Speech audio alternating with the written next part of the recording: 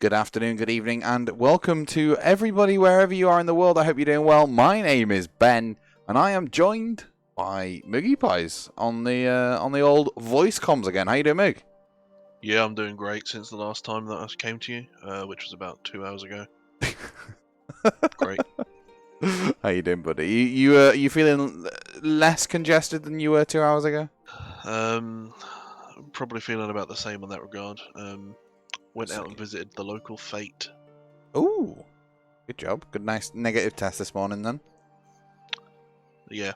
Good boy, good boy. Moog had COVID this week, which is why he's not made the journey up here.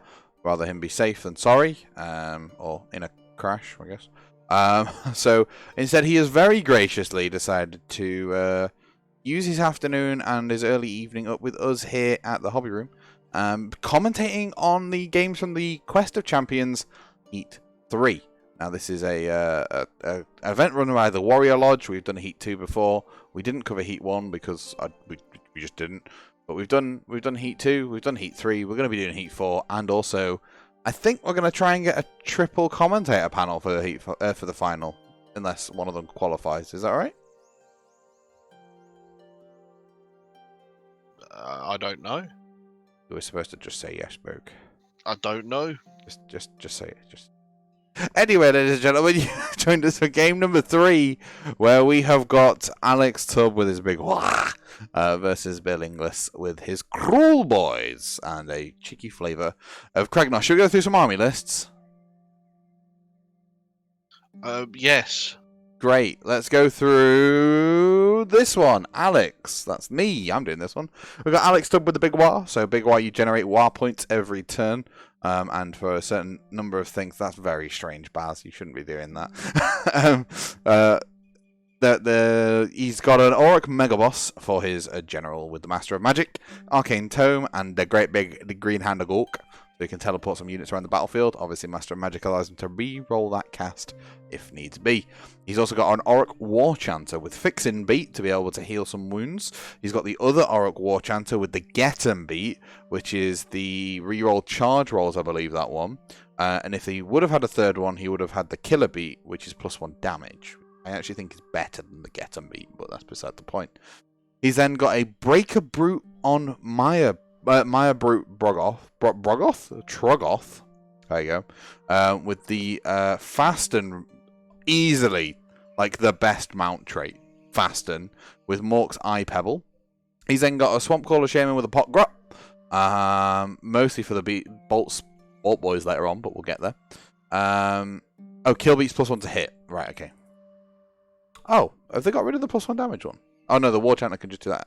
It's been a long time since I've played my Iron Jaws. And he's then got a Wurgog Prophet, probably our favourite thing, with the Glowing Tattoos, naturally, for the 4 at Ward Save, and then Gork and Walker's Warcry as well. And then in the Battle Line section, he's got 15 Auric Ardboys, which will be pretty hard to shift, a unit of 10 Auric Ardboys, and then 5 Brutes. And then he's got 2 units of 3 Gorgrunters, and then 6 Manskewer Bolt Boys there, with the Hunters of the Heartland, and then 2 Warlord for all the extra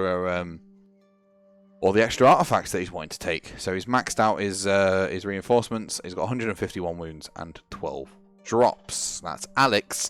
Now over to the other force of destruction we see on the tabletop. Go ahead, Mick. Well, what can I say about list 2? We got Bill Inglis. We got the Kruleboyz. We got the Big Yellers. Of course, Big Yellers making those Manskewer Bolt Boys battle line for them. Yep. And we've got a nice reinforced unit for them. We see them in pretty much every single Kruleboyz list. It's the only good for part of the leaders, Kruleboyz. Well, there are some other things that are okay. We've got Kragnos in this list. Of course, Kragnos is a big, beefy, damagey, chargy boy. Not much else to say about him. If he gets in a good position, he should be able to absolutely crump anything he goes into combat with. We've got the Snatcher Boss on a Sludge Raker Beast, which does give improved poison damage to all the Gut Rippers or Bolt Boys if he's by them. But he's no slouch in combat himself either. His beast is very damagey if he gets in again at the right time with Kragnos. That's the general. He's got the command trait of Super Sneaky, so he can deep strike a unit outside of their 9 inches outside, as per usual. His mount trait is a Meanin.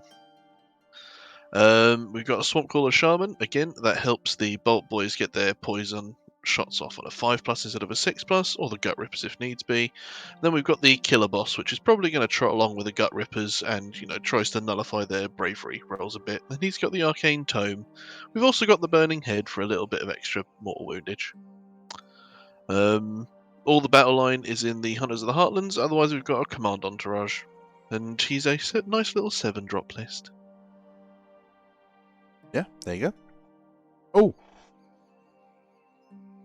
Mission. Mission. Sorry, I'm just thinking we should probably talk about the mission. Feral Foray. I really like this mission. I think it was Scorched Earth, is what it was originally called. Back in Age of Sigmar 2. And basically what it is it's Hole 1, Hole 2, Hole more. But starting from the second battle round onwards, you can raid an objective that you control that is wholly in your opponent's territory. So if you're the defender, that's the 3 in the red side. If you're the attacker, that's the 3 in the blue side. What it does is you score an additional victory point for that turn, then you remove it. Pretty big. And none of these are prime objectives either. Even bigger. Even bigger. Indeed. Because the lack of prime objective here means that whoever goes second in turn 3 not only can burn one of your own objectives to stop your opponent getting an extra VP, you can burn one of your opponents to give you an extra VP and have a 2 VP swing. Quite. So we can see that we've already got the big Waaagh going on first. Yep. And Bill's chosen not to put anything on that bottom left objective. Nope, he's gone super tanky in the middle of the board here. He's sort of gone, alright Alex, let's see what you can do this turn. And we're going to go back. I can't help but feel that just stringing even just like one Gut Ripper onto that objective, just like at the little corner, would have been beneficial, because this means automatically turn 1 Alex is going to be able to score the Hold More. Yep, definitely true. Definitely true. Maybe Bill's going to walk this way. I need to have a look because there might be something slightly under there, under that rock. I'm just going to stand by the window and have a cheeky look on that objective. Nope, there is actually nothing on there. But that's one of the things that, Bill has been to 5 events in the past 5 months. He'd never played a game of Age of Sigmar before. And this is basically game number 26. And he's always learning.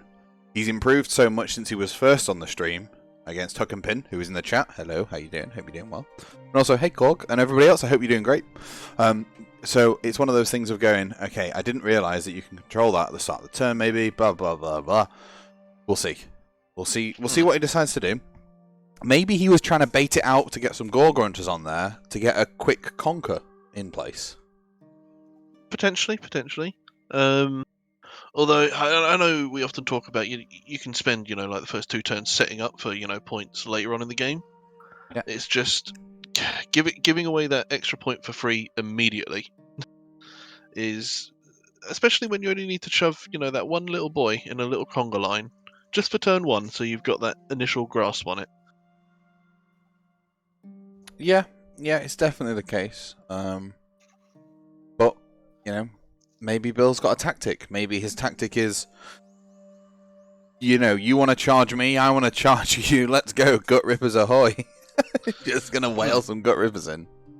So we don't see Kruleboyz all that often in the on the tables. No. Despite them being a fairly new army and such. Well, the newest faction, right? Yes, they are the newest faction. It's they've been pigeonholed into quite a few builds, essentially. Yeah. I can't remember the last time I saw a non-Big Yellow list take place. My Kruleboyz, I don't run as Big Yellows, but I'm very much an outlier in that.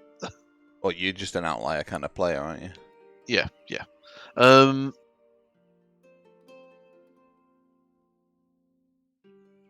I love the scenery on this board as well. Oh yeah, this is really nice scenery, isn't it? I keep trying to persuade Dan to sell it to me, but he's having none of it. Absolutely none of it. it's very reminiscent of other landscapes to me. But it also kind of makes me think of the Lumineth shrine, The shrine, yeah. which makes me think of elves, so therefore I shouldn't like it. No, just look at this bit in the bottom left of this camera, right near Kragnos. It's held up by just barely a waterfall, and Bill's like, "Nah, mate, I'm gonna put a massive dice on it." But both of these armies getting a nice look of here. Ferocious advance taken from Alex with the hold 1, the hold 2. It will be the hold more. Yeah. Which I think he's probably just noticed, or maybe they haven't. No, they're pointing at it. Yeah, Alex is just pointing at it now. Yeah.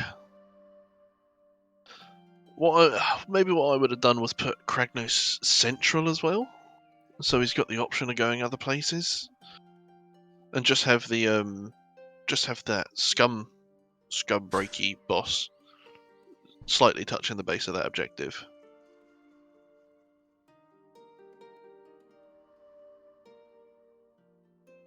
One second. Mm-hmm.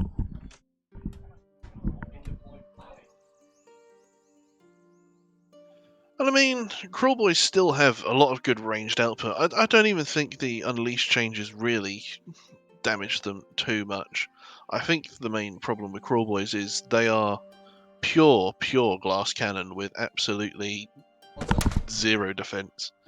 Gut Rippers are maybe a bit too expensive and too squishy for what they are. You've got to have one of those bosses nearby to mitigate any bravery damage that would be done, because their bravery is shocking. I think Hobgrots would, if they had the battle line tag, I think would improve the army drastically. I think Hobgrots are actually slept on quite a bit. I actually think they're a genuinely good unit, but they just don't fit anywhere right now. If they had maybe a buffing character as well, that would really help them out and take them to the next step. But everyone's pretty much focused on the Bolt Boys because, I mean, everyone's seen what damage they can do if they spike well. But the unfortunate fact is you've got to have a supporting character with your Bolt Boys to improve them by 16%. And if you really want to increase the damage, then you've got to have your scum boss there as well.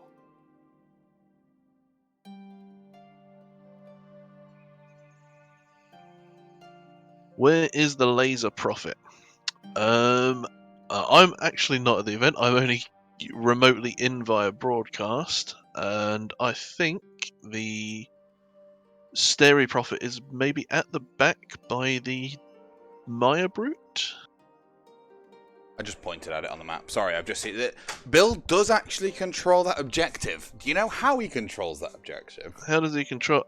Did he redeploy a unit off of it? Yep. So, because you claim you do that before the start of the battle round, before the start of the first battle round, right? Mm-hmm. You claim control of the objectives after deployment has. Yeah, and he super sneakied it off. Yep. No, that's obviously something that we couldn't ascertain via. Yeah, well, that was because we were running through the army list, so we missed him deploying and then moving off. No, that is a very good point. It's an interesting use of super sneaky. Usually, people use it to kind of like get a big block of gut rippers halfway up the field, so that they can start getting stuck in. Yep. I mean, I don't get to watch Kruleboy games that often, but that is certainly something to consider. Yeah. Walkman, you're asking, that is where the Wargog prophet is. That's the laser death prophet. I think I managed to find him by the Maya Brute. Alex has done a really good job by screening, probably just within 12 of the prophet, so that if Kragnos, for example, does hit, he can just get stared down in the next turn. No one wants to see Kragnos get stared down by the Naked Hawk. He has a mask. Leave him alone. I mean, I'm a big fan of the Wargog. Yeah. And I'm a big fan of the list in this event that has taken 5 Wargogs. Yeah. You had it happen, poor Kragnos. Well, stay out of 12 inches of either kill the Wargog or stay out of 12. I mean, he's got, 6 wounds on a 4-up ward? That's really tanky for a naked orc. I know. 6 up safe. 6 up Well, he's got his t-shirt save and then a 4-up, yeah. safe. Yeah. I mean, lack of t-shirt save. The other, there is a Wargog. There is another big Waaagh list here that is running 5 Wargog prophets. It's just mental. I champion that list so hard. Yeah. That's you my do. kind of list. Yep. It will either win or lose every one of its games. I mean, technically, everybody will usually win or lose.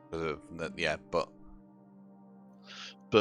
when that finally pays off, and those 5 boys just walk up and stare everything to death in a turn, it will feel so worth the 4 losses that I you've had can before. just imagine having a line of them, right? And then them all like jazz clicking themselves up the battlefield in a line, like, da, da, da, da, da. And then you double turn somebody and just wipe your opponent's army. It's literally the dream. That's hilarious. That's hilarious. I hope everybody's doing alright. Thank you very much for joining us here for game number 3 of the Quest of Champions Heat 3 here going on. We are looking at our last game of the day today before we go into Sunday's day 2. And we have got Bill versus Alex. This is actually a matchup from the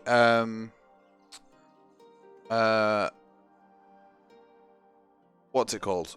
From the Annihilation event that we run.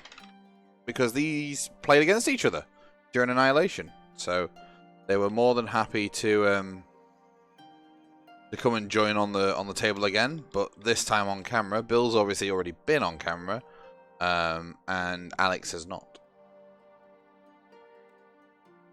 And who's going to win, chat? There is a prediction up in the chat. If you want to see, or if you think Bill's going to take it, versus if you think Alex is going to take it.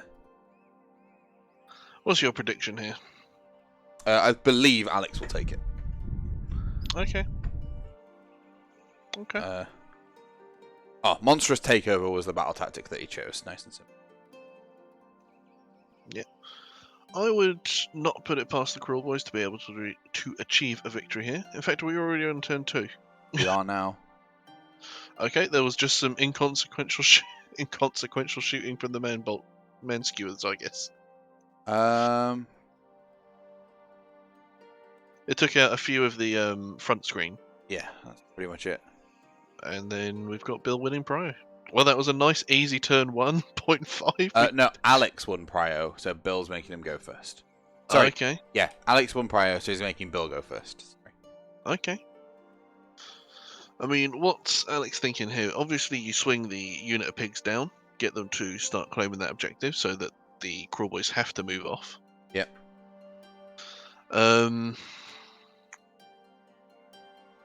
He can't really move up without getting in range of the opponent's man skewer bolt boys as well.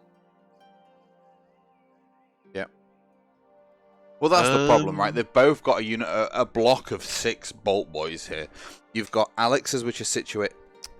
Drawing tool. Alex's is situated here. Bill's is situated here. It's And if you just go full ham with Kragnos and charge him into, say, that line of brutes that's in front of the Maya brute and try and kind of like attack him over it, then he's going to get overwatched and unleashed by the 6 and then destroyed the turn after, potentially. not if Kragnos gets this side of him. Because Unleash Hell is only a 6-inch range now, remember? Yeah. But Kragnos has definitely got the ability to do it. Yeah. And looks like we might be attempting it. So if we finish going off on that screen, just seeing if we can do a redeploy here. Because if the man skewer bolt boys can take out that screen, he's got a nice clear path. It does, but that is, I mean, it's a 3d6 charge, right? I don't think you actually want to.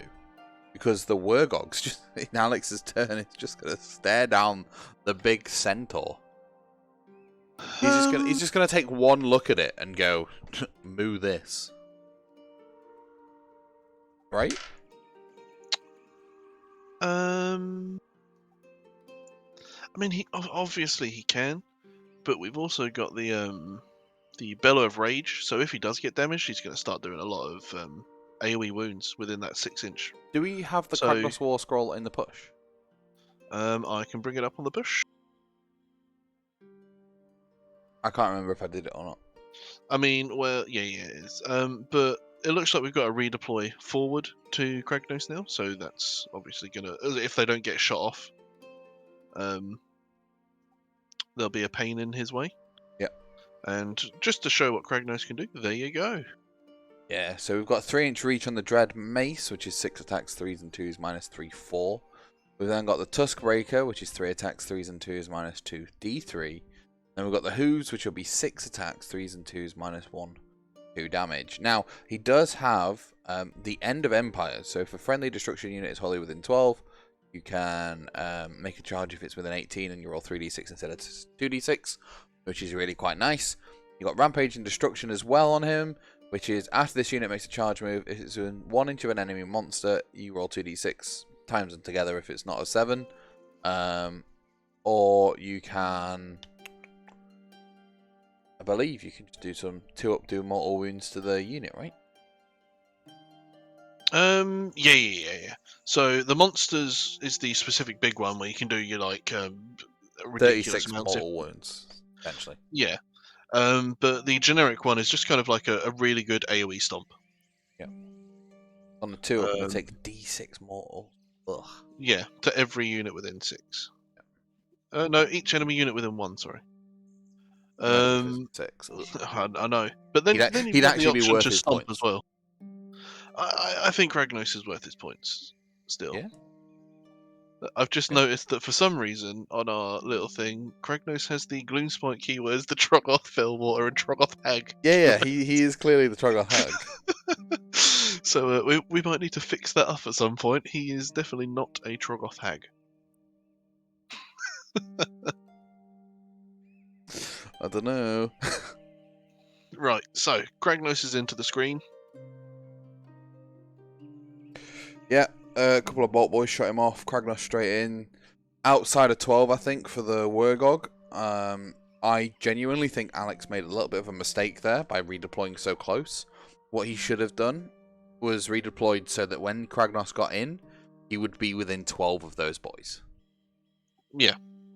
So that in your hero phase, you can try and stare down the Bringer of End Times, or whatever his name is. Steve. Kragnos, formerly known as Steve. Yeah, so that is that was the unit of 10 Ard Boys. I think the unit of 15 remains. Just correct. counting the ones up there, yeah. Yep. So He over did 2 rally turns. 4 back, by the way. Well, Well, they rally on a 4 up. they rally on a 4 up, yeah. Which is redonkulous, especially since you can give the commands to multiple things using the Mega Boss. Yep. Right, so theoretically, Kragnos should absolutely muller this unit.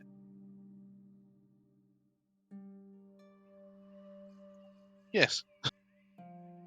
Yeah, I mean, I wouldn't be surprised if it just. I mean, they gets do taken have off the 6 table. up wards. Yeah, but is it really gonna do? No, it wasn't.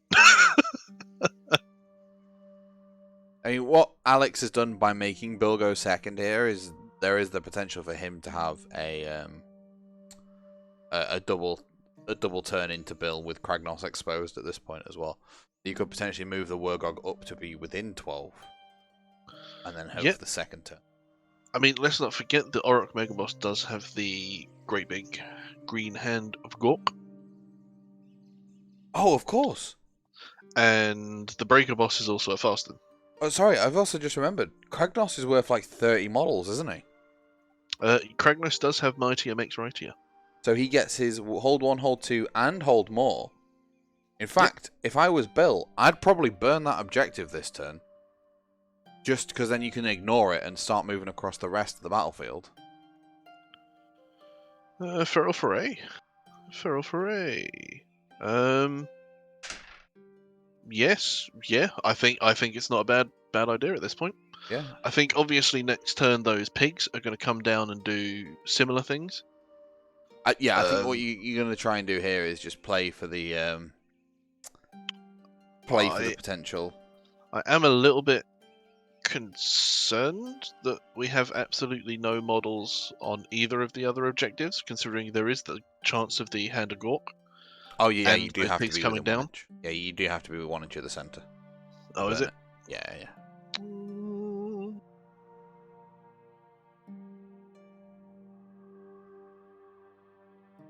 That you do. No, from the start of the second battle round, after you score victory points, you can raid one of the objective you control that is wholly within your opponent's territory that is within 1 inch of a friendly unit. Yeah. So you don't have to be within. I mean, he is within an inch. No, he's not Oh within no, an he's inch in of the objective. of the objective itself. Yeah, Yeah, he's yeah. in the capture zone. He's in the capture zone, yeah, but he's not. Capture zone. Well, I wouldn't be surprised if we see Alex potentially take some pigs down here, go here, and then bounce into this unit here. Maybe capitalize this way with all this sort of stuff. And almost just feed Kragnos a screen every turn. And then if you do get turned, just delete one in your deployment and stop Bill scoring some points that way. It has to be in opponent's territory to burn. Not with the realm. Oh no, not with the turn 3 one. Yeah. Kragnos is way out of range, Orkman. The Wargog is. Oh wait, no, the Wargog is here. Oh, sorry, I thought the Wargog is here. Okay, so Kragnos is in range. There, my bad. Right, are we going to see the staring? Are we going to see it taken down? Oh no, that's a 1.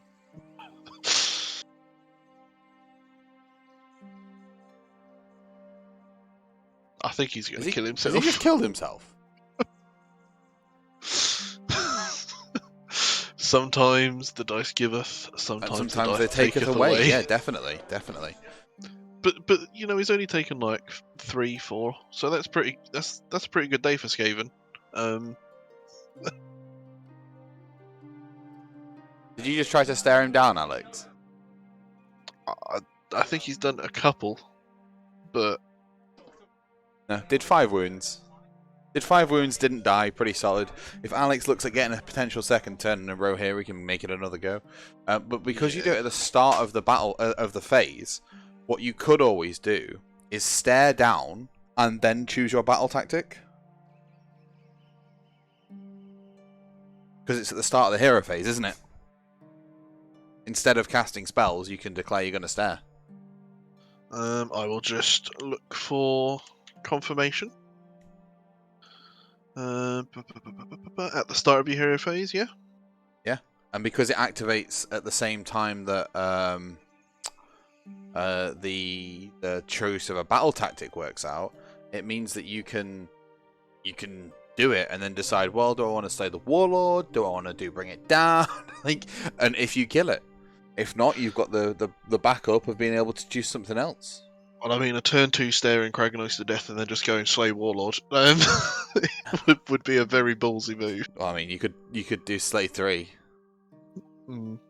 Wait, what do you mean? Would you if you kill? No. It's a very power move, you know. Like it says something. Oh right, okay, yeah, I see what you're saying. You've just stared Kragnos to death and just like, well, that's your Warlord gone. Sorry, mate.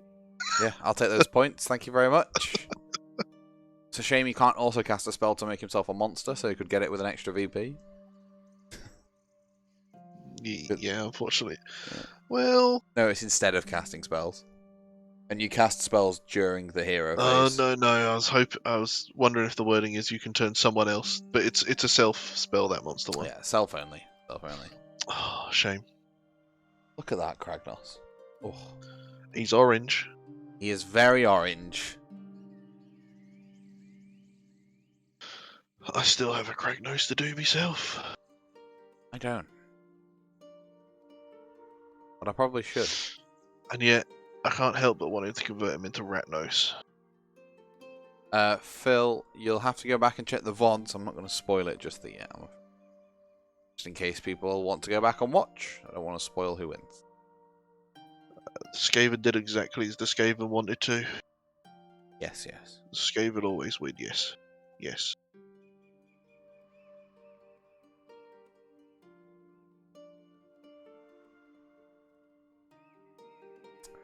Indeedy. Okay, so Conquer definitely taken by Alex. I think he's just chosen the objective down in the bottom left-hand corner.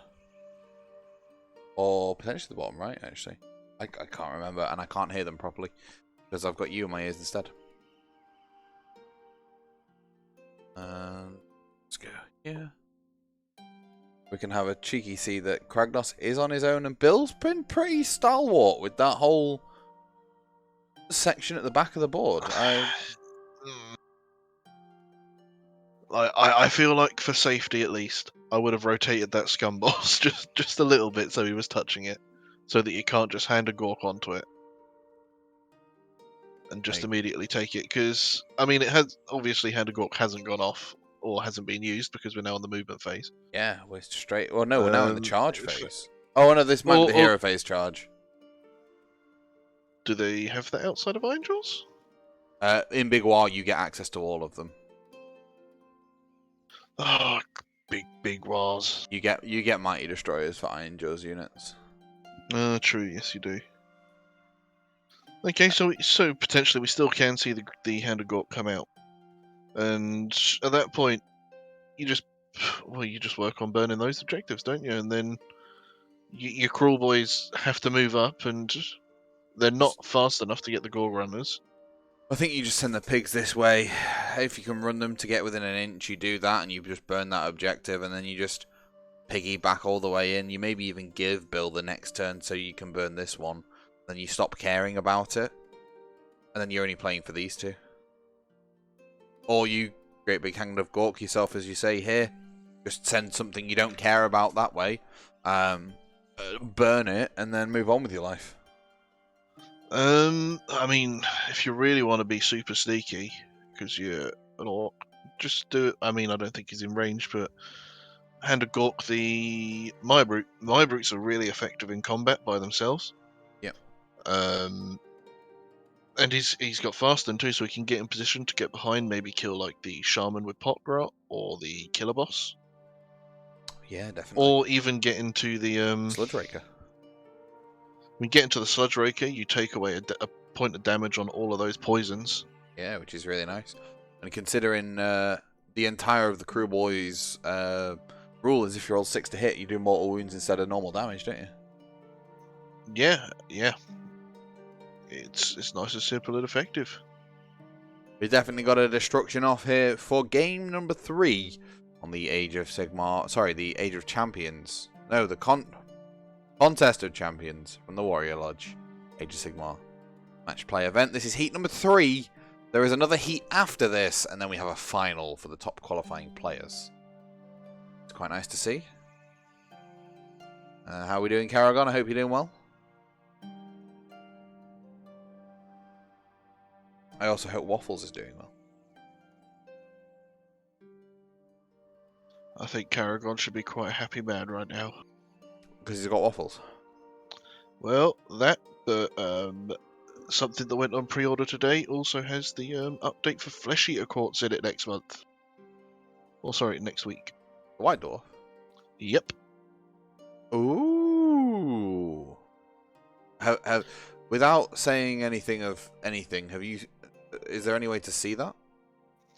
No, it only says in the pre-order page that the Tome Celestial for Flesh Eater Courts is there with a hefty update. So it'll be like a battle tactic. Yeah, it's a heroic action, new rules for the scenery piece, a grand strategy and battle tactics. Is it actually? Yeah. Is that what it says? It says a hefty update for 3rd edition, a heroic action, new rules for the Carnal Throne, a grand strategy and battle tactics. That's awful. I mean, they could be phenomenal, right? The Carnal Throne could be like Herdstone level upgrade. I mean, if it gives an aura a fight twice, I'll be laughing. It just gives it. It gives a. It just gives a battlefield wide fight twice. Not even command ability. An increasing aura of you don't have to spend command points would be just fine. I'll take that. Maybe I'm it's actually really excited for it. If you get to turn 3, you win the game. Oh, I can do that. I'll just play 200 ghouls. You're hoping it's Beast of Chaos rather than Blades of Corn. Yeah. Well, there's actually 3 Blades of Corn players here this weekend, which is crazy weird. So that was indeed a hero phase charge that we saw going into Kragnos on the side. The Maya Brute, it looks like he's taking position. We've got the Gore Grunters did indeed run down this side of the battlefield to be able to get within 1 inch of this objective so they can burn it, I imagine. Why else would you be that close? And then the other Gore Grunters are just sort of shifted this way. I think what the initial plan, the next plan is deal with this threat, potentially double turn Bill, and if you do, then what you do is you simply go everything this way. And you just dogpile into the middle. Yeah, absolutely. And then big green hand of Gork something onto this objective. Like, you could even do that off a hefty double turn. I don't think you'd want to give Bill the opportunity to be able to come back from this from a strategic point of view. But Alex, being the player that he is, might be like, hey, do this.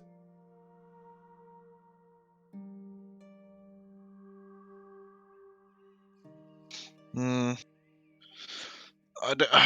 definitely think while it was a good use of Super Sneaky to claim that objective and then get immediately off of it, I do think we should have seen movement turn 2. It's like, Gut Rippers aren't the fastest of things.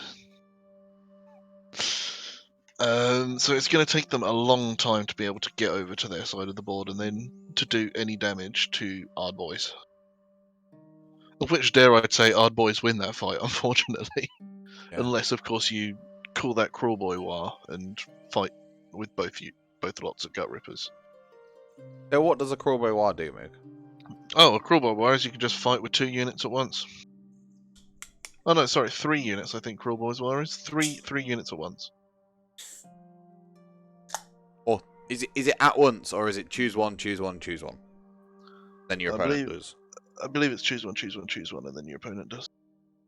Okay, it's not like you pool all your dice in at once. Oh heavens, no.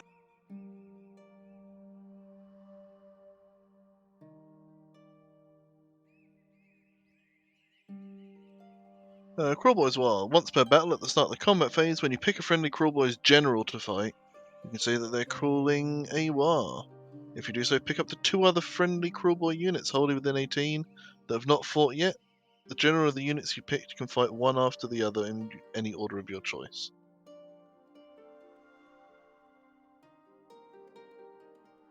So it's definitely not the best Waaagh of the lot. I think the Kruleboyz list kind of dropped the Kruleboyz what do you call it? Battle Tome dropped a lot of balls. Oh, absolutely. It's actually kind of shocking that a new faction could have such a lackluster tome upon release.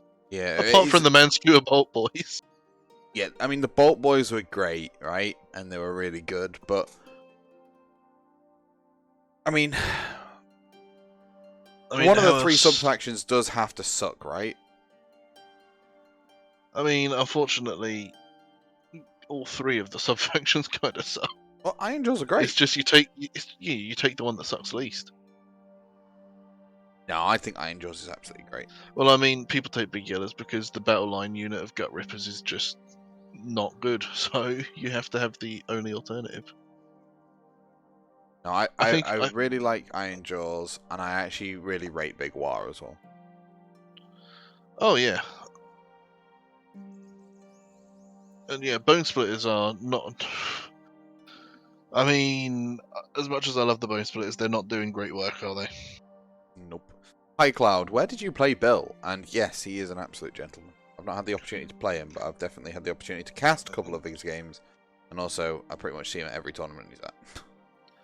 But that's not to say that other units in the Kruleboyz Codex don't have use. I really rate the I can never remember the Sludge Raker Beast. Yeah. Fantastic War Scroll. The Maya Brute Troggoth. Good, but better in Big Waaagh. Well, yeah, and this becomes a bit of a problem, doesn't it? Is when a unit designed to be in one of the sub-factions is actually substantially, not even partially, substantially better in a different sub-faction. I think that's a bit of a telltale sign. Like, if you're going to take Big Waaagh, you need some sort of sacrifices, and you are not You are not losing anything by taking the Maya Brute in Big Waaagh over Kruleboyz. You're only gaining stuff. Oh no! All you get for losing out the I mean, all from Kruleboyz that you lose out on is your sub-faction legions, which no one really cares about your 3 inches on your ranged weapons or whatever else no one ever takes. Yeah. I mean, Man-Skewer Bolt Boy's still good in Big Waaagh. Maya Brute gets all the bonuses to hit in Big Waaagh, which, considering half of his attacks don't have the Kruleboyz poison or much synergy with anything else in the list, just so much better in Big Waaagh. And I think you're starting to see a few more Maya Brutes in Big Waaagh. Yeah.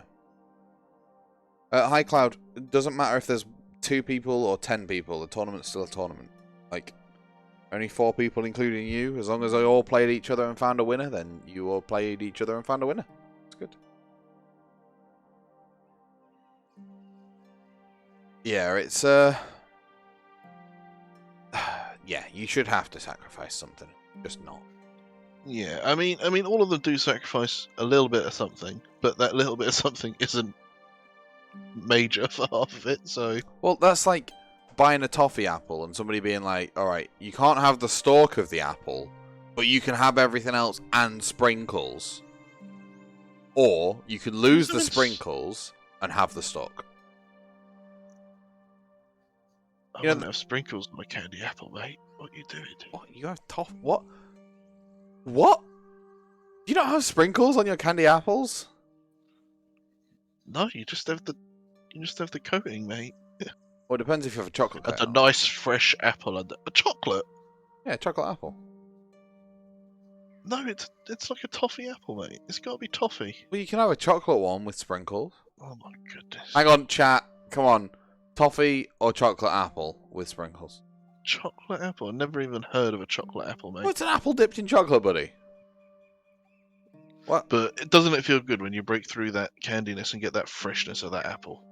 Yeah, and then you realise your teeth are all gummed up by 10 tons of toffee. Yeah, you've absolutely destroyed your gums. Like, you look like some kind of hideous malfunction.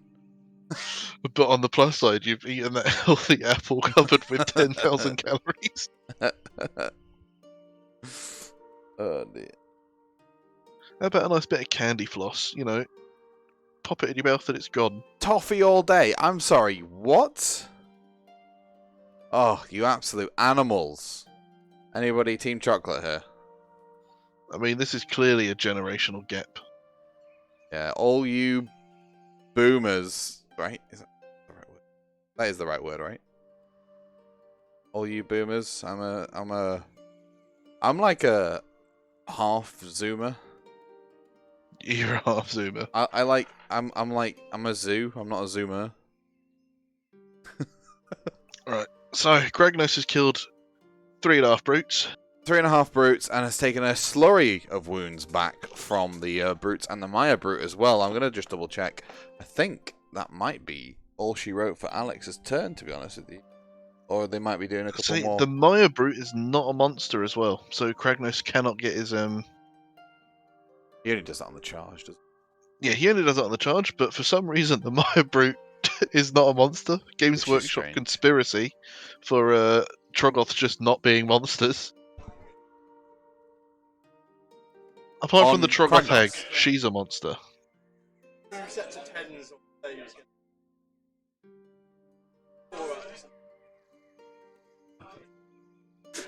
Well, Kragnos is alive on 1 wound. Oh, crikey. Bill made 20 saves. Does he need to borrow some dice from the last person on stream? I rolled those, by the way, afterwards. Yeah? Absolutely fine. Not weighted at all. Because I rolled about 12 ones. Well, now you've ruined the dice magic, so he's going to lose the rest of his games. Yeah, probably. Right, so, with the demise of Kragnos impending... Yeah. The positional game is not looking great here for the Kruleboyz. No, particularly in the knowledge now that Kragnos only has the 1 wound left. We're going to see this absolutely fall off the table. And then I think we are looking at a potential sandwich here from Alex. It's just a case of how quickly can he do it, and can he keep Bill like absolutely penned in this little corner here and just take control of the other 5 objectives. The real question is, do we get the double turn here? Do we see the double turn, and do we see Kragnos stared to death? Or do we see the double? Or do we see the turn go to Kragnos and work through that objective, and then I don't even know what he can do after this, to be honest. Crash into the Ardboys and do as much damage as possible. Objective burnt indeed. Hold 1, hold 2. Objective burnt. Conquer retrieved.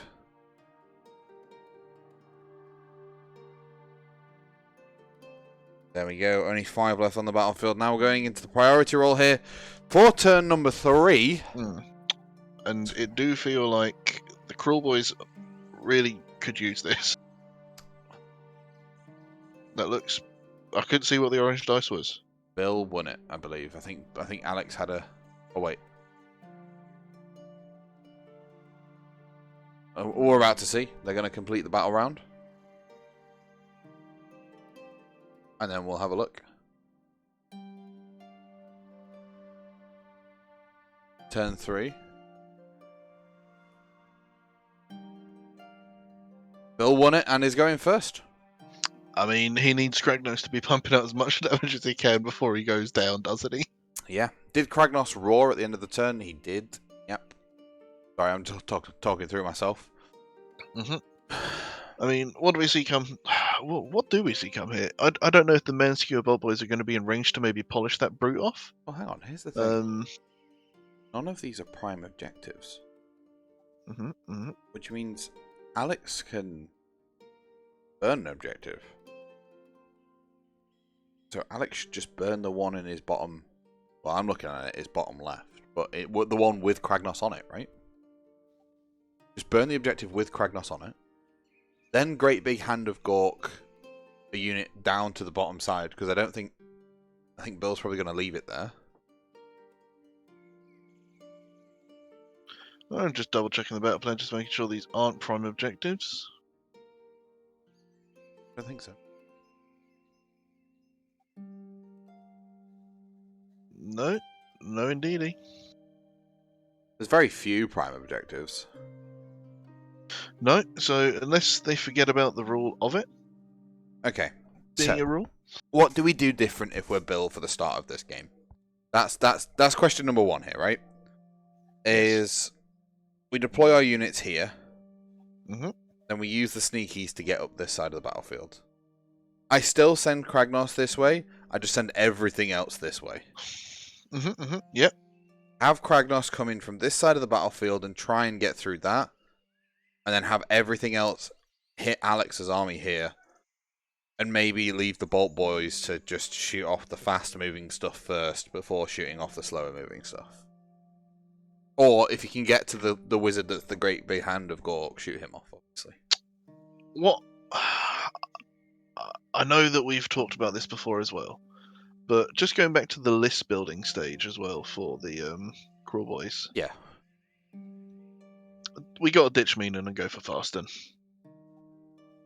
He is fast, isn't he? No, the Snatchables and Slugrish Beast is a Meenan. Is he? Oh yeah, get him fast and get him up the board, Bill. Yeah. Like Fasten is just such a good mount trait. Especially combined with the was it sneaky kit? Yeah. So he can make himself a guaranteed 3-inch turn 1. No, that's not what I was thinking. I was thinking you can move your whole cohort of the army up in together. Yeah, yes you can. Yeah. And it is a tactic that you do see with big blocks of gut rippers. You super sneaky them up the board, and then you bring your supports behind them. Yeah. Or your Sludge Raker behind them. But the Sludge Raker is pretty dang good in combat as well. So having the ability to just put him wherever he's needed. I mean, unfortunately he's only got an 8-inch move. That's pretty big on this board, though. Yeah, but when you compare it to the other things that can take it, like your Maw Crushers and your... Oh well, there is really no other mounts, is there? Your Maw Crusher. And your Maya Brute. And your Maya Brute. Well, the Maya Brute, I think, is the same speed. But yeah, the Snatcher Boss, considering that he has the special rule where his mount gets the venom attacks as well. So you've got potentially quite a good bit of damage coming from the bite and the grasping talons. Like he's no slouch, and consider that you'll all be at +1 if you roll. Oh, no, crikey. Yes, you'll be at +1 damage if you roll a 6, or a 5 if you've been buffed by a shaman. Yeah. And he's also got the snatch and grab rule, so he can, try and pick off a command model or something. Go for Waaagh. Potentially.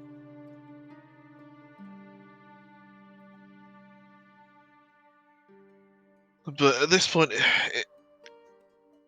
Kragnos will die. Kragnos will die this turn, without a doubt. If he doesn't, I'll be shocked. You need to start. You need to start mobilizing somehow. But the problem is, if you do start mobilizing to the enemy side of the field, hand a Gorg. Yeah. Rampage and destroy Gorg runners. Yeah. And the further this goes on, the more buffs those Oryx are going to get as well. This particular mission is not amazing from a matchup standpoint for Bill, right? Because he's a relatively slow force, bearing in mind, ignore the 3d6 charge on Kragnos for a minute. Kragnos is his own entity. The rest of his army is relatively slow comparative to Alex's ability to move. Even though he's got less movement value, the ability to move in the hero phase and teleport units and do this and do that genuinely has a lot of progression in how good it could be. And yes, Karagon, just to make it more complicated, you get the extra damage if you roll 6s, but you get the mortal wounds if you get 5s, but it's normal damage, not the 6s, not the extra. But it is mortal wounds. And then it is mortal wounds, but not with extra damage, yeah. We see Kragnos lift a Maya Brute and the last remaining Brute. What did the Manskewers do, if anything, this turn? I think that's what they might have done. I mean, if the Manskewers managed that, that is what they've done. Really Kragnos is good. now making a charge. 6-inch charge. That was DP? 6, was it? Yeah, it was a 4 and 2 ones. Into a 9-inch charge. Okay, so yeah, just try and take out as many Ard Boys as you can, I guess.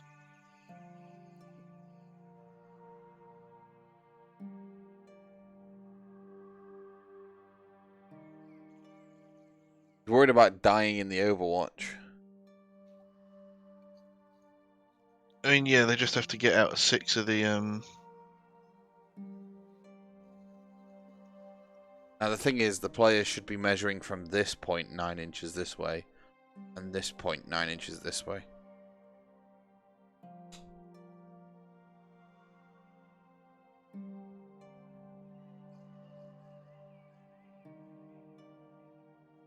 It's going to be squeaky. Yeah, 2 in range.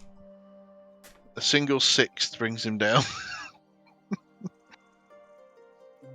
No, he's got a swamp cooler, doesn't he? Yeah. Right, here it goes. No. They both hit. Nothing. Was that Absolutely. double ones? Yep, it was double ones to wound. Lucky. You can see the sweat pouring off Bill's head at that point, going, Right. "Oh my word, I just needed 1 extra inch on that charge." Come on, Kragnos. Can you wipe out 15 Ard Boys? Does he have the capability to do it? Does he have the damage? So let's say he does Well, he gets 6 his charge. mortal wounds. Yeah. And his stomp. Let's say if he isn't trying to take out all-out defense with Roar instead. Oh, you'd probably do that, actually, wouldn't you? Actually, do we have a Hunter's Battalion? They are in the Hunter's Battalion. Okay, so he can't do a monstrous action, but he does get his D6 Kragnos Stomp. Okay, so say he does 6. He's then got a potential damage of... Oh man, maths. 24. 24 on the Dread Mace. High 9. roll for another 9 on the Tusk Breaker. And then we're final bracket, so 3 hooves 6. for 6. So that's 36, 45 damage. And each of 45 those art damage. boys is 2 wounds each? Mm. There's only 30 wounds there, mate. Yeah, I mean... I don't think with those dice rolls it's going to happen. No, I don't. I think you're right, sorry. Because that was the big one. Like, Bill, I just want to see you just absolutely ruin this guy's day. I'm not going to lie. Just on the broom. I mean, boys. Did Kragnos maybe heroic day it? Or happiest hour it as well? Finest day? I don't know, but he definitely You'd assume should have done. so. I mean, that's a satisfying pile to be picking up, isn't it? 2, 4, 6, 7 left. He went through 8, to be fair. Yep. He's not even It's done just yet. It's just a shame that if he leaves any, they're going to rally on a 4-up. Not if they're within combat with Kragnos. What are the chances that he survives? Low. Got all that defense. More damage coming through. Now onto the hooves. Oh, that's a good roll for the hooves. That's the maul hit. That's the maul wound. I can't tell the difference between the 1s and the 6s on these, so... That's the maul failed. That's 6 more damage. My word! 3 down. Jeez!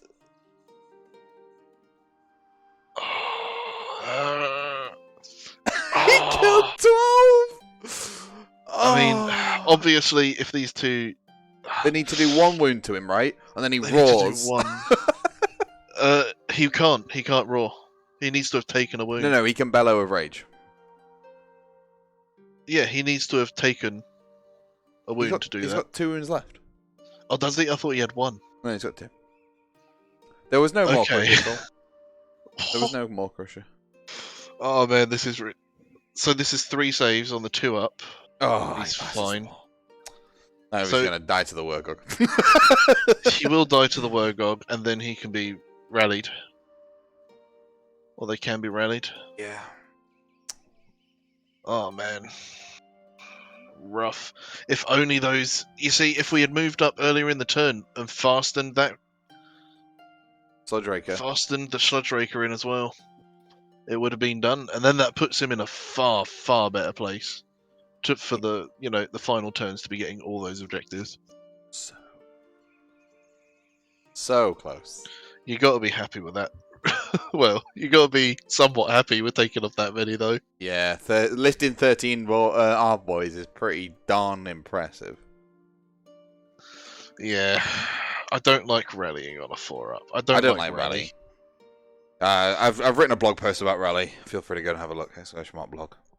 I mean, maybe if it was a whole faction's allegiance ability, maybe a certain horde faction that there's tons of them, then it would have been fine. But bringing stuff like your Stormdrake Guard back and I don't quite know why they decided Ard Boys should be able to come back on a 4-up. And there he goes, he's down. Yep, and then I assume it'll be bring it down. Yep. Long live Kragnos. And here comes the rally. I mean, why would you not? The tool is there in your arsenal. You might as well use it. I've got no hate against anybody that plays the rules, but why are the rules written like that in the first place, you know? Yeah. A 4+ return and 2 wound model is not fun. Oh.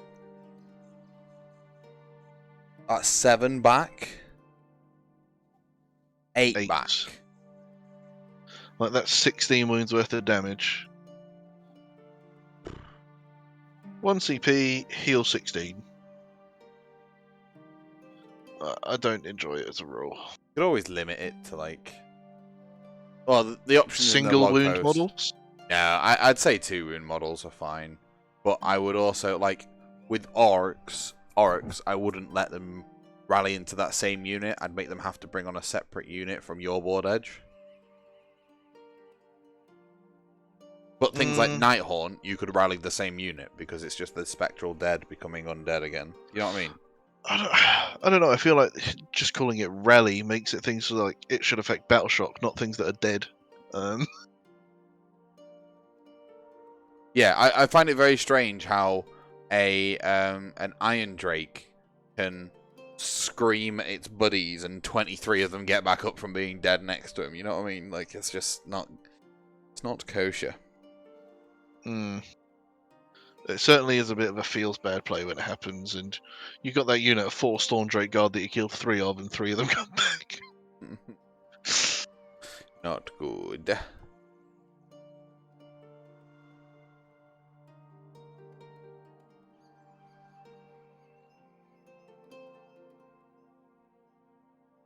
But who knows what might happen with the new GHB? We could completely lose some of these things. Yeah, we definitely could. I'm hoping we do. Especially if it's meant to be... I don't know if it's meant to be towards, more of a battle line edition. I think Rally's something they'll probably keep. They'll probably make it better. Maybe everything that was a 6-up is now a 4-up, and everything that was a 4-up is now a 2-up. And let's just increase the game time by about an hour. Oh, Lord. You can go back to rallying whilst in combat. In fact, every time you successfully roll a 6, you bring back 2 models instead of 1. No? Well, I mean, you can do that if you got the gash. Well, yeah, you're not wrong. The gash in Night Haunt, where Olinda brings back whatever models, and the gash adds another one. And you summon them back anyway. Ugh. I mean, yeah, Beast of Chaos is another issue with them.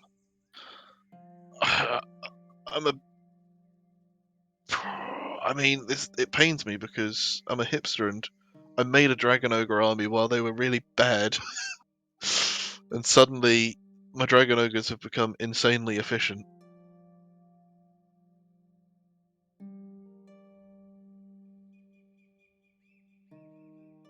Maybe, right? We need to have something Berserk that is like a CP thing, and it's called Get Off My Lawn. And you use it in, like, your Battle Shock phase. And units within 12 inches can't rally in their next hero phase. Or in the next hero phase. I mean, there is, doesn't one of the Maggotkin ones turn off Rally and Inspiring Presence for a turn, and... I mean, just assuming by the fact that Maggotkin completely deny it, that I'd assume that it's probably not going. Yeah. And what, you've got the new Skaven Bell that can deny command abilities, but... I mean, that's a 16% chance to get it each turn, so... And then a further 32% chance to actively deny it. Not good. No, I don't think it's a good rule in the slightest. Well, we've seen Bill here with went first and hold 1. He is currently at 13 VPs to Alex's 9. Alex is going to get hold 1, hold 2, hold more this turn. And there is going to be the tactic, I'll bring it down, which has been achieved. So hold 1, hold 2, hold more for 3. Battle tactic for 5. It's still going to be a 14 plays... Oh yeah, he kills a monster. It's going to be a 15 plays 13. Which is alright. It is. It's just unfortunate. The Kruleboyz are so slow. I can't see them having enough momentum to get up the board and start claiming stuff back at this point. I mean, Gut Ripper's only moved 5, right? Yeah. And the second those Gore Grunters get into them, unfortunately, they've got a 5-up save. They're dead. Which is a big problem with the Kruleboyz, but the Gut Rippers are just not worth their points. Is there a 60 Phoenix Guard army? Is that old? There's 80. Is that the same man? It's 80, and yes, it's Mr. Mike Wilding. Okay, yes, he always plays this army. And that is the only army he plays. It's literally 2 Phoenixes and 80 Phoenix Guard. He has been at every event I've been to recently with this list. Hey, if you know what you're doing with it, you might as well take it. And if he enjoys playing it, then... I mean, certainly. It's a niche list that not many people run. Not many So you people got to give have. props to him for doing it. I mean, not many people have 80 Phoenix Guard. I think he's going to start to struggle the more we see some more Nighthaunt come into play, though. Yeah, especially if we start seeing the Quicksilver Ignore dead. Ward one. Yep. Or if we see a sudden up, the sudden uptake in the Ignore Ward bone splitters. No one will ever play them. Is that you, Moog? You playing them? I mean, to be honest, I would. I mean, I'd quite like to see his face if he came up against a complete bone splitters list that ignored ward saves. Because, they've got their elf save of 5 up. And without their 4 up ward, that should be pretty manageable for the Savage Orcs to go through. The only reason the Phoenix Guard are still viable is because of their 4-up ward, right? I mean, 4 up ward's disgusting. And a 2-inch reach as well? Yeah. It's a niche. It's a disgusting niche. And I hate elves. Alright, we can see that we have now got some pressure coming in with the Gore Grunters into those Gut Rippers. Yeah, and we can see the good positioning as well that we got, so as few Gut Rippers as possible are going to be able to pile into that. Yep, whilst remaining all 3 within 1 inch so that they can, because you do per model for the mortal woundage. Yeah, and it's tough to see a world where these Gore Grunters don't just absolutely rinse through that, Gut Rippers. Gut Rippers have 2 wounds each. Yeah, they do, but they've only got a 5-up save. Oh. And they've obviously got no ward save. And they've also got a bravery of 5. There's an Unleash Hell coming in here from Bill on his Bolt Boys. Yeah. Hopefully we see... Well, hopefully for Bill, he sees a spike and can eliminate the pigs before they... If he clears his pig those... unit, the game changes again, right? I don't know if it changes enough. Well, there's 6 mortal wounds because of the Sludge Raker. Oh no, it's normal damage, isn't it? Yeah, I don't know if the Sludge Raker's in range at this point. What's the range on it? It also depends. The poison's only in his turn from the Cauldron as well. Sorry. Wholly within 12. Yeah, they're wholly within 12.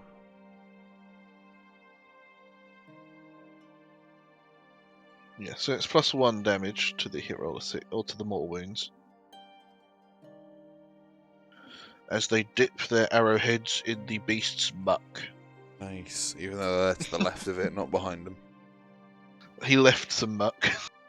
But there you go, there's only 1 Gore Grunter left in that first unit now. So yeah, you can see when the Bolt Boys do spike their damage, they have a good amount of output, which is why you see them in comparison to the Gut Rippers. Because, I mean, 1 squad of 10 Gut Rippers, and they only come in 10s, which is another downside of Gut Rippers. If they came in 5s, they'd have a lot more options to play around with. But Manskewer Bolt Boys are the same cost. In fact... What, for 3? Bear with me one moment. I'll just load up Bill's list and have a look. Well, that's the issue. Oh, they're the same Because points. you look at Bill's lists and he's got them at 360. You look at Alex's list and he's got a unit of 6 at 240, and they're 120. So no, it's because Bill's got 9 in a unit. Oh, it's the formatting. 2 times is 2 times reinforced. Yes. Whereas Alex has it as 6 Manskewer Bolt Boys. Yeah. Different. No, Different. it's list just submissions. the formatting. Yeah.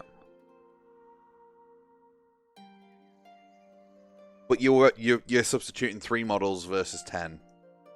Yeah, but the output of those 3 models is so much better, and with the 27-inch range. So what we need to tell Bill after this game is, hey mate, see all of those points that you spent on the Gut Rippers, swap them out for Bolt Boys. Run a unit of 9, a unit of 4, 6, and a unit of 3. Get another pot grot. I mean, I mean, that is what a lot of Bone Splitters players do. Not Bone Splitters, Kruleboyz players do. And I like the list diversity of taking the Gut Rippers. Yeah. However, if we're looking at it in a competitive sense, Gut Rippers are not good. No. They really struggle to be able to be. Uh, I mean, the only thing is scare, right? That's the only thing they've got going for them. hmm. Which is no inspiring presence, right? From which one, sorry? Gut Rippers have an ability.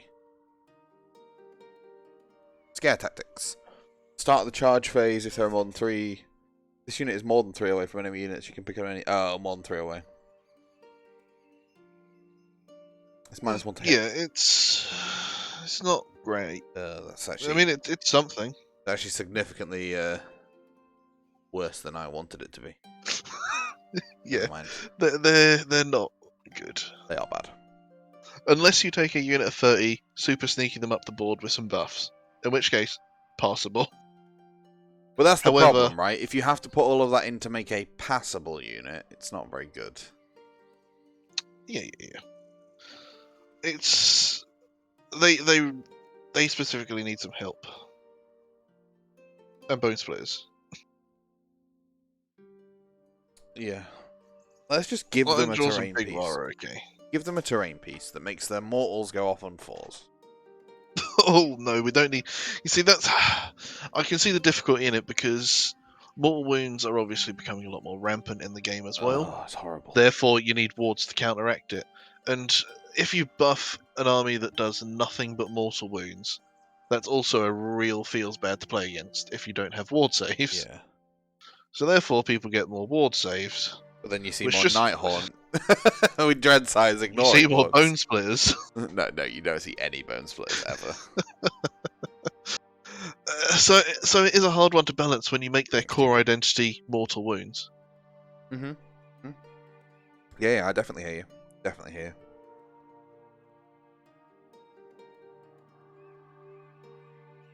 As I said while you were away at the start as well, they could maybe counteract this by expanding their Hobgrot section of the army. Because the Hobgrots don't benefit from poison. Give them the battle line roll. And give them maybe a support Hobgrot character. Yeah.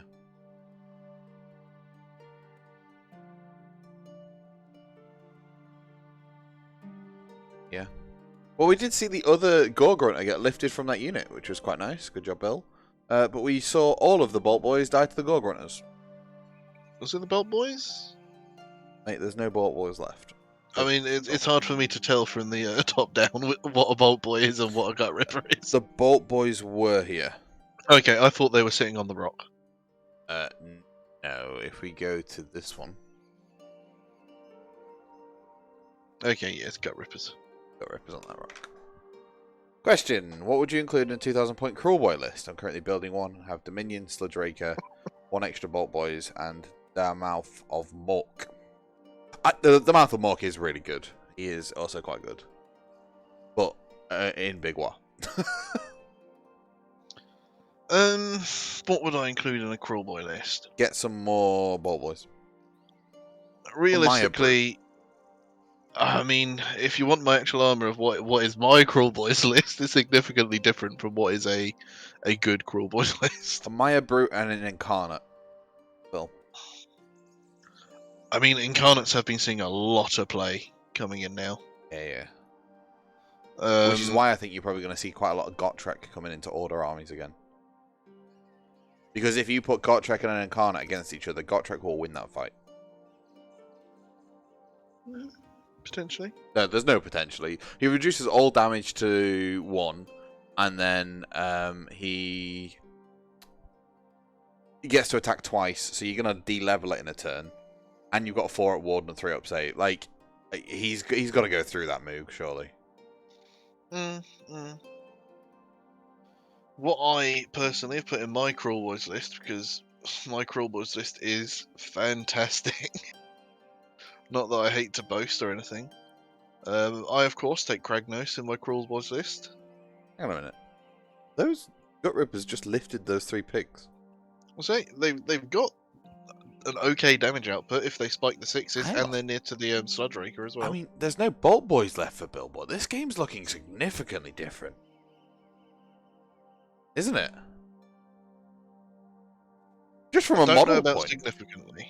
From a model point of view. Like, obviously, it looks better when your 6 pigs aren't there, but you've still got the 6 Bolt Boys on the other side, Yeah. and Well, yeah. and the staring Doctor, and the Mega Boss, who is no slump in combat himself.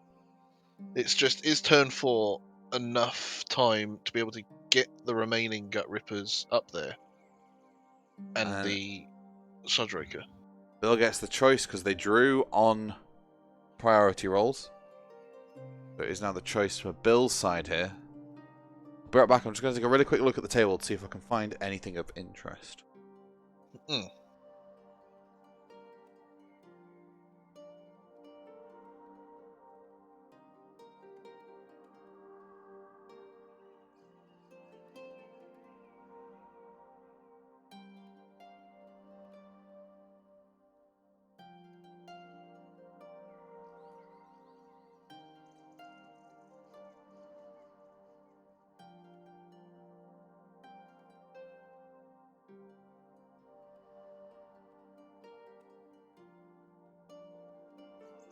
So, back to my ideal Kruleboyz list. I personally run it as Skullbugs. That's the -2 hit one, as opposed to... No, I don't. I run it as Big Yellers. I run it as Big Yellers because I have to include Battle Line that are cheap. It's my other list that is Skullbugs. But the one I'm currently building is Kragnos, 2 Snatcher bosses on Sludge Raker Beast, and the Mouth of Mork. And it's all just charge, charge, charge. Get them in while the Bolt Boys hopefully pepper some things off at the back. It's a terrible, terrible list. And if anyone's got fast moving stuff, it's gonna lose objective control really quickly. But it'll be fun to charge everything in. Honestly, you may as well just change the list to be like ogres with stone horns, and it'll perform far, far better. But you don't get a cool looking vulture.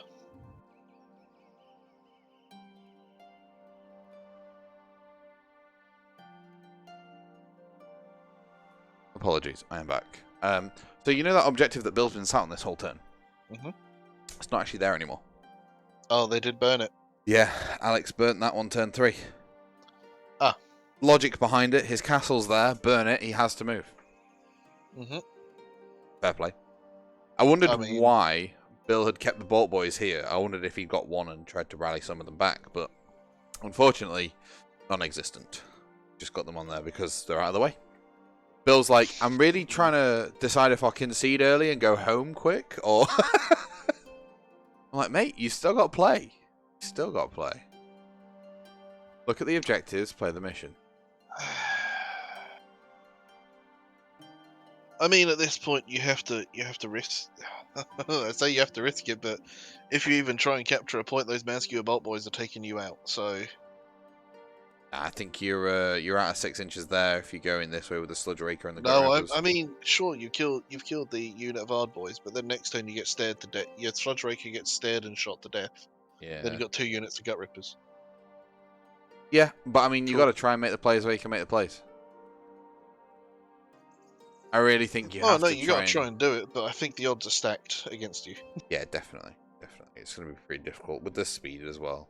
It's not like you can cheekily get up to that one on the left-hand side and... I mean, maybe actually, if you make a move and then a 12-inch charge, maybe you could get one sneaking its way this way. The objective. The problem is you're playing with a turn out of hand at the moment, so you know Bill is playing with Alex allowing then to get a chance to respond. Now, if this was like the bottom of turn 3 and Alex had gone first turn 3 and Bill's got play, well then he potentially has 2 turns where he can score and do some damage before Alex gets to respond to him. Which is one of the things about the turn roll. Like, what are your thoughts on the changing priority in that respect? The priorities and turn rolls and double turns and stuff, absolutely fine. Yeah?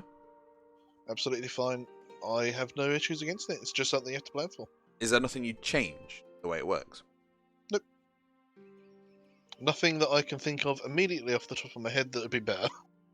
All right, that's fair. Chat, have you got any opinions on this? It'd be really good to know what you guys think about it and how you think the game could be improved. But looking back at this game and what's happened, even if we keep like the turns exactly the same, I think just a simple allowance of changing Meenan to Fasten on that boss, and then the turn where Kragnos was pushing up, you bring him forward, fasten him, and get that 3d6 charge into the man skewers or something once Kragnos is charged.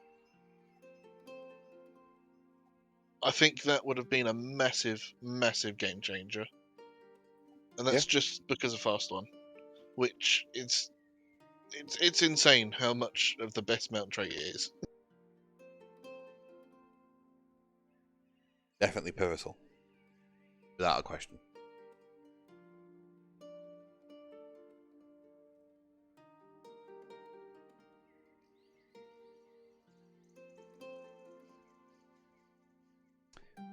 I like priority roll is great. It's only bad.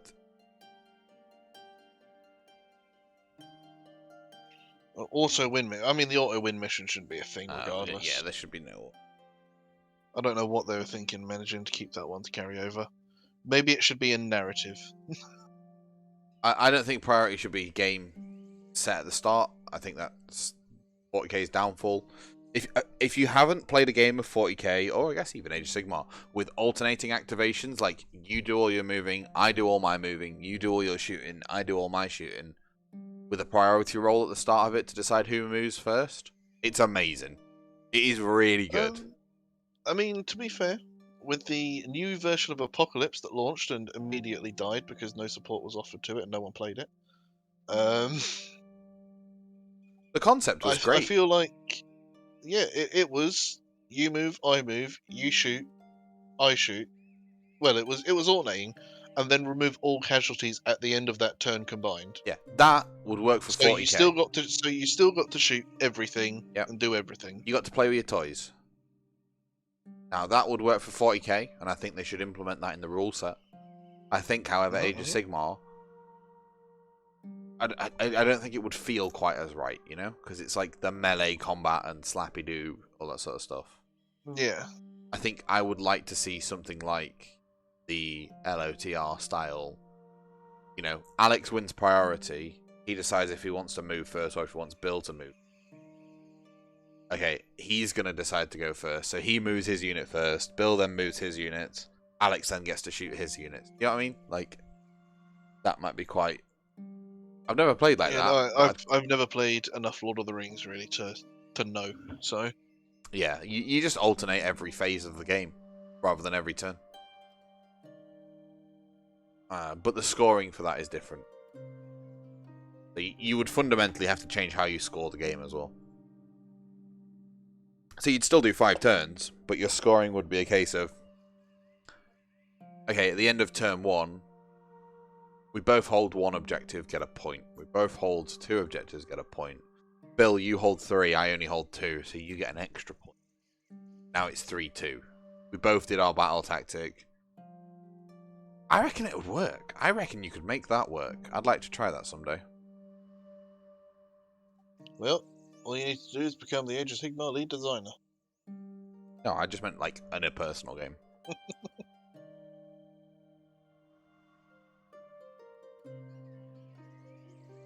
I don't think I'd want that job. It's underpaid and overworked.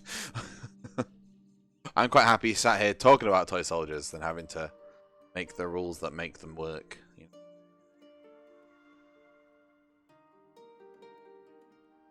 Okay, Bill's turn 4 here. I think we're going to see a... Oh, he's not even moved the pot grot onto this objective. Oh, he still holds this objective to he's tried to sort of get his gut rippers up this way to see what he can do.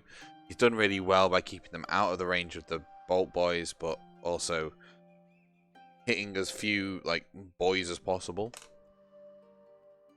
Got 5, 6, 7, 8 models on there at the moment.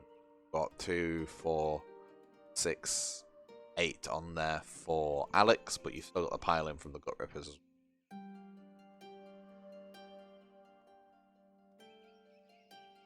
I mean, we can do the Berserk. The game would function exactly the same. It's just the order in which things happen.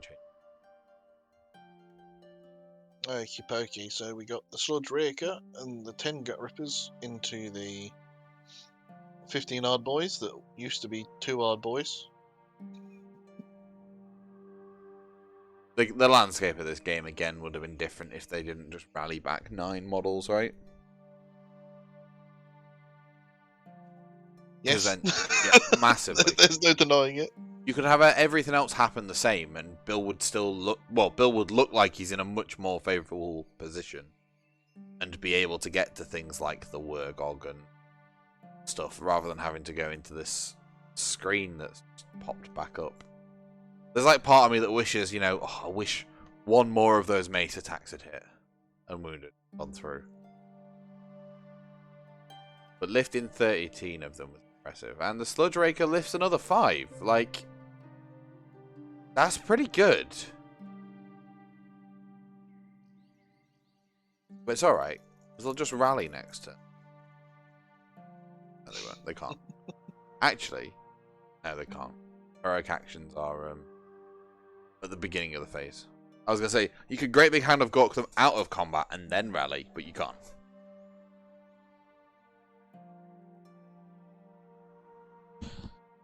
Oh, dear me. Well, thank you very much, everybody, for joining us here. We have had a cracking day here at day number 1 of Heat 3 of the Age of Sigmar. Quest of Champions. I keep calling it the Age of Sigmar Quest of Champions. It's not. It's just the Quest of Champions from the Warrior Lodge. Heat 3, where we have 36 players vying it out for those top qualifying spots. If they qualify, they can go into the final. It's happening later on this year. The finals. Yeah, you're coming for that to commentate on that, right? Finals? I think. Potentially. I think that's the one where you potentially had both Karagon and I. Yeah, we could have a 3-man unit. Potentially have a roaming reporter as well. We'll have to see. We will see what happens. Depends if Karagon qualifies. I feel like that maybe a weekend where I'm working and still need to swap it. We agreed this month. No, that's fair.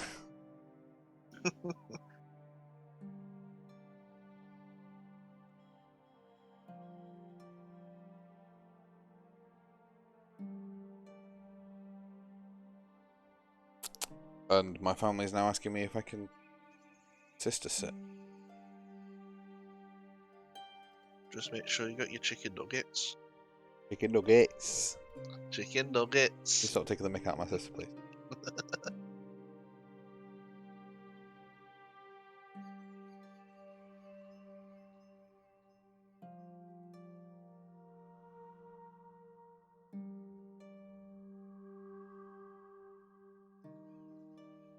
Alright, I mean, you could always petition Honest Wargamer. They did cover Worlds recently. Petition them for what? Depending on when finals are, I might be able to help if needed. Oh, I think we've got plenty of help, to be honest, at the finals. I mean, there's possibly Moog, there's possibly Karagon.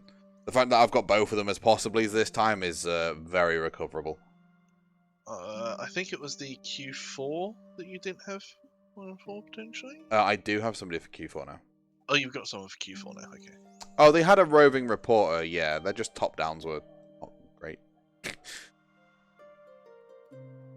But the difference is, High Cloud, I run on a 2-man team. They had 8 men.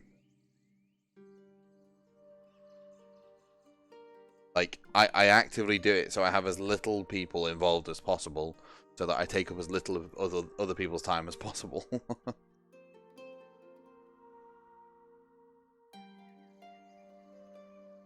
The roving reporter was a really nice touch. We might see if we can do it for the finals if we have 3 players. Like, it's a special event, right? Sorry, 3 commentators. We'll definitely have 3 players. We see the brutes just absolutely go through the gut rippers as well. Well, these aren't even the brutes. These are just odd boys.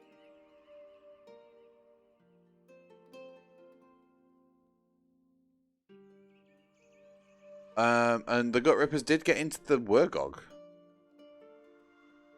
To the Waaagh? Didn't do much into it. Yeah, there's a couple of Gut Rippers that have piled into the Waaagh. Or the Waaagh might have piled into them. Oh. Is that the Waaagh? I can't tell from the top down of this one. Let me go to the view left and we'll have a look. You guys in chat can also change the camera angles, by the way. Exclamation mark view, space, and then top left, right, or close. You can see exactly what is going on. There we go. Now I can see a bit clearer. Are you watching through the stream again? Yeah, there's a little bit of an issue with the video. Is there? Yes.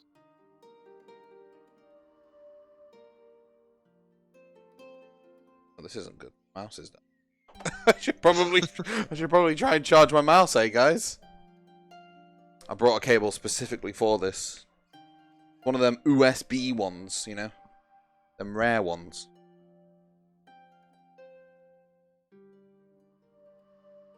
So we've seen Bill tried his best to come back from what he'd got, but unfortunately the Odd Boys themselves and the Waaagh actually did some damage in combat to be able to be a little bit more proficient in killing the Gut Rippers than he would have probably liked. Unfortunate to say the least. We're now seeing the staring.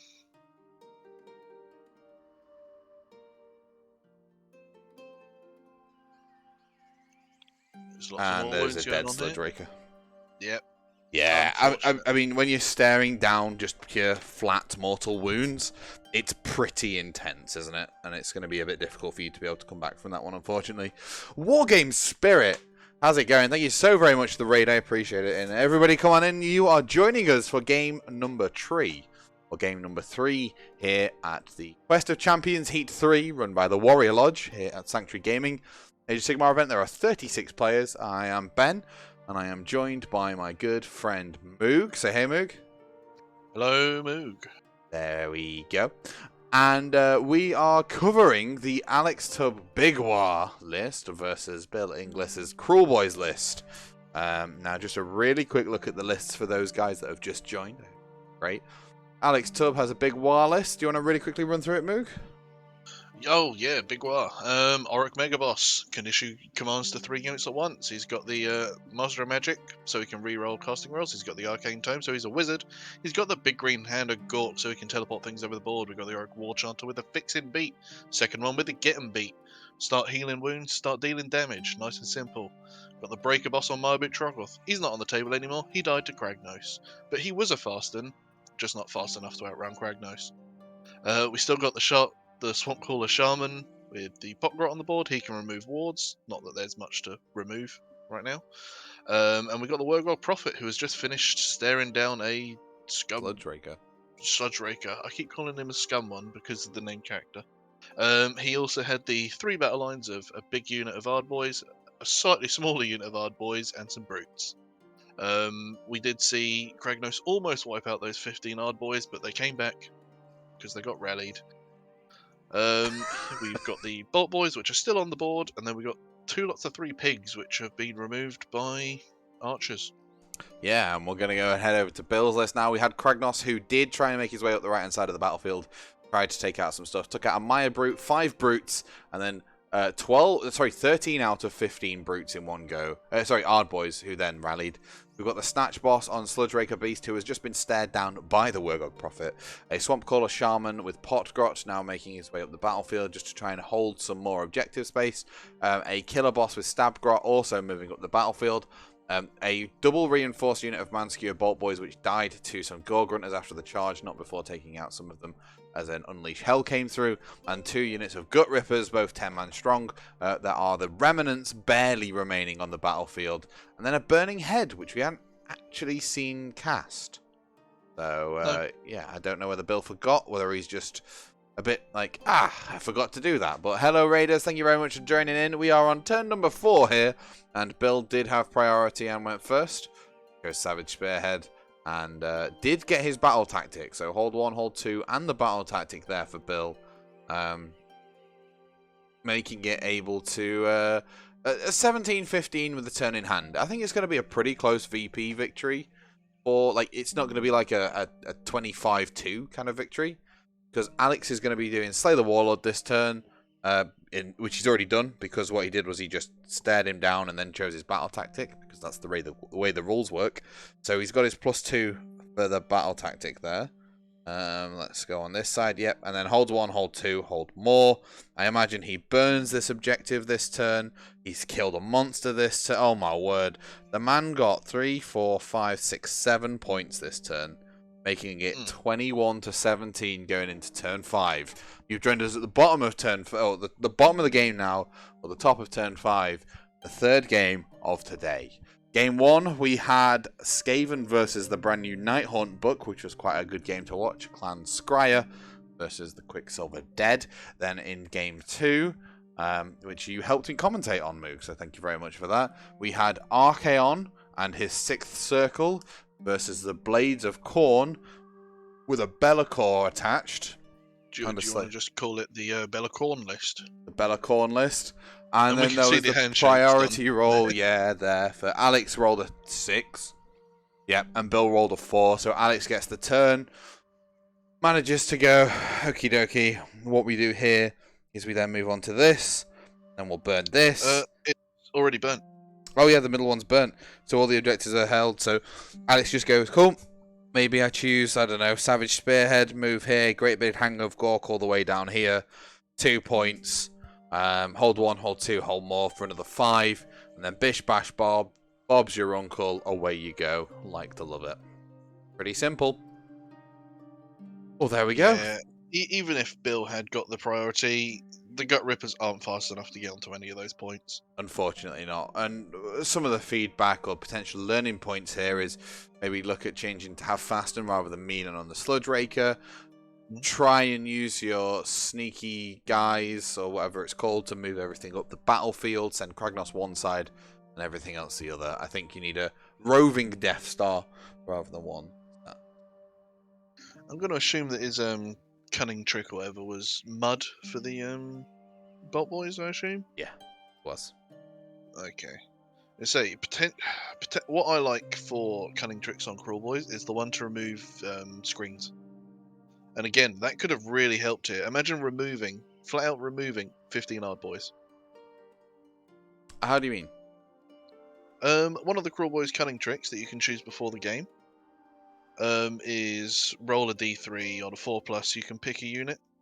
You have to roll another dice, see if you can beat their wounds value.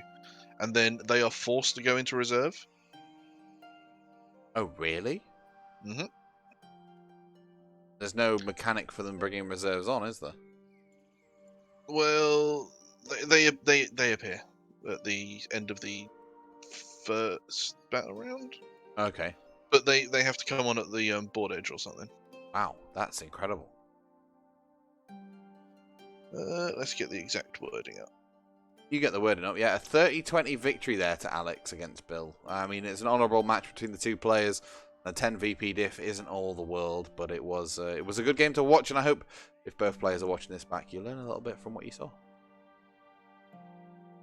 And also, thank you very much to Wargame Spirit for the raid there. I really do appreciate it, and everybody who came over, thank you very, very much. You have joined us, unfortunately, at the end of the game, so we're going to be ending the stream shortly. Moose just going to get that clarification on what the cunning trick is. You can't do it on reinforced, but you could still have done it on the brutes or the Gorg runners. It's roll 3 dice. For each 4+, you can pick one different enemy unit on the battlefield that's not been reinforced. Then roll a dice for each unit you picked. If the roll is greater than that unit's wound characteristics, your opponent must remove that unit from the battlefield and set it up in reserve. At the end of your opponent's first movement phase, they must set that unit up on the battlefield wholly within their territory, more than 9 inches away from all enemy units. So if you would then super sneaky your stuff to the middle of the board, they would then have to put it at the back of their deployment zone, essentially. Of course. Oh. Brilliant. Well, thank you very much, guys. Join us tomorrow when we're going to be, or join me tomorrow, certainly, when I'm going to be back doing games 4 and 5. Oh, there we go. Back tomorrow. We'll be back tomorrow starting at 10 a.m., guys. That is 10 a.m. in the morning. If you guys are here, twitch.tv/thehobbyroom. Be there or be square. Thank you very much to all of our followers, subscribers, donators, cheers, pledges, lurkers, raiders, hosters. Thank you very much, Moog and Sanctuary Gaming and the Warrior Lodge guys as well for having us. And yeah, we'll see you tomorrow morning at 10 a.m. See you guys later. Goodbye.